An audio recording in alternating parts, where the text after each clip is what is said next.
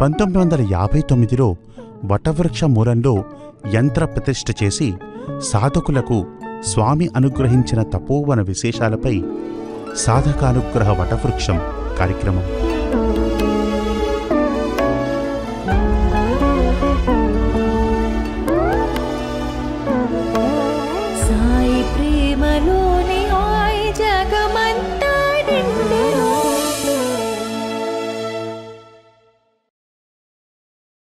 సహస్ర బాహువులతో భక్తులను అక్కున చేర్చుకునే విరాట్ స్వరూపుడు భగవాన్ సత్యసాయి వలనే ఊడలు చాచి గంభీరంగా నిలుచున్న ఈ చెట్టును చూడండి. ఇదే సాధకులకు స్వామి అనుగ్రహించిన వటవృక్షం. ఇదే ప్రశాంతతకు ఆలవాలమై తపోసాధనకు అత్యంత అనుకూలమైన ప్రదేశం తపోవనం. దీని వెనుకనున్న కథ ఇప్పుడు చెప్పుకుందాం. చాలా ఏళ్ల క్రితం 1959లో ఏప్రిల్ నెలలో ఒకరోజు భక్తబృంద పరివేష్టితుడైన స్వామి చిత్రావతి ఇసుక తిన్నెలలో కూర్చుని ఉన్నారు. భక్తులకు దేవీ దేవతల కథలు వివరిస్తున్న స్వామి ఎందుకో బుద్ధుని గురించి, బోధివృక్షం గురించి చెప్పడం మొదలుపెట్టారు. ఆధ్యాత్మిక సాధనలో ఉన్నవారు, అందులో పరిణితి చెందినవారు సాధన చేసుకునేందుకు శక్తి నిండి ఉన్న తావుల కోసం అన్వేషిస్తూ ఉంటారని స్వామివారికి వివరించారు. అలా చెప్తూనే స్వామి ఇసుకను ఒక కుప్పగా చేశారు. తరువాత దానిని చదును చేశారు. స్వామి చేసే లీలల గురించి తెలిసిన అక్కడున్న భక్తులు స్వామి ఈసారి ఏ లీల చూపుతారో అని ఉత్కంఠగా ఎదురుచూస్తున్నారు.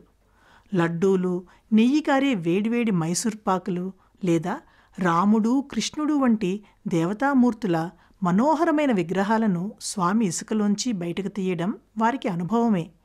అందువల్ల ఈసారి ఏ పరమాద్భుత లీల చూపుతున్నారో, ఏమి సృష్టిస్తారో అని ఊపిరి బిగపట్టి చూస్తున్నారు. స్వామి వేలితో ఆ ఇసుకపై ఒక ఆకృతిని గీశారు. వేళ్లను ఇసుకలోకి చొప్పించి అందులోంచి దగదగా మెరిసిపోతున్న ఒక రాగి రేకును వెలికి తీశారు.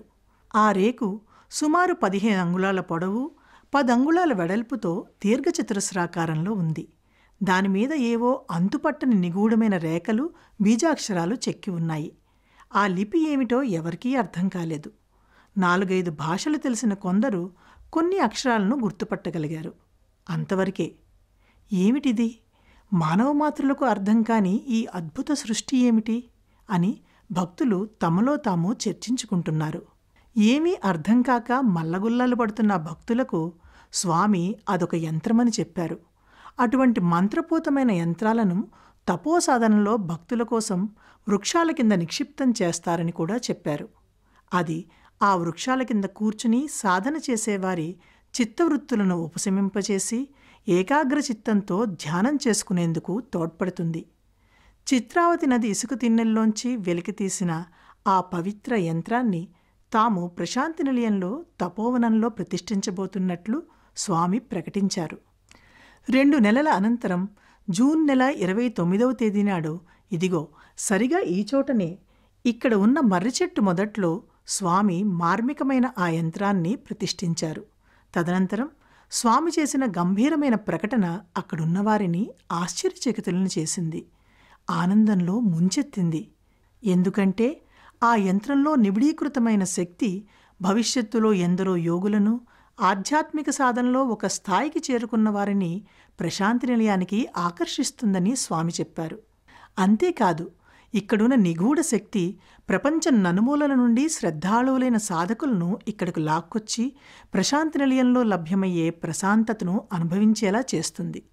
ఇక్కడి ప్రశాంతతను అనుభవించే వారి మనసులే తపోవనంగా పరిణమిస్తాయి. ప్రపంచవ్యాప్తంగా ఎంతమంది ఈ వటవృక్షం వల్ల ప్రభావితులయ్యారో, మరెన్ని జీవితాలు ప్రభావితం అవుతున్నాయో చెప్పడం కష్టం. మనం ఇక్కడికి వచ్చి ఏమీ చేయనక్కర్లేదు. 5 నిమిషాలు ఇక్కడ మౌనంగా కూర్చుంటే చాలు. కోతిలా పరుగులు పెట్టే మనసుకు ఏకాగ్రత సిద్ధించి మౌనం వహిస్తుంది. కోతి చేష్టలు మరచి హనుమగా మారుతుంది. నిర్వాణం కోసం తప్పించేవారికి తపోవనంలో సాధన రాచపాటాని అనుభవమవుతుంది. ఆధ్యాత్మిక మార్గం అవలంబించే భక్తులకు సాయినారాయణుడు ప్రసాదించిన అపూర్వ ప్రేమ కానుక ఈ వటవృక్షం. సాధకానుగ్రహ వటవృక్షం. ఈసారి మీరు ప్రశాంతి నిలయానికి వచ్చినప్పుడు వటవృక్షం దర్శించడం మర్చిపోకండి. వటవృక్షం నీడలో కూర్చుని 5 నిమిషాలు దృష్టిని అంతర్ముఖం చెయ్యండి. అలౌకికమైన ప్రశాంతతను అనుభవించండి. విద్యుత్తో మీ ఫోన్ ఛార్జ్ అయినట్లే ఇక్కడి అసాధారణ ఆధ్యాత్మిక శక్తి వల్ల మీరు కూడా ఛార్జ్ అవుతారు. ఆ అనుభూతి తపోవనాన్ని మళ్ళీ మళ్ళీ సందర్శించాలనే కోరికను మీలో రేకెత్తిస్తుంది.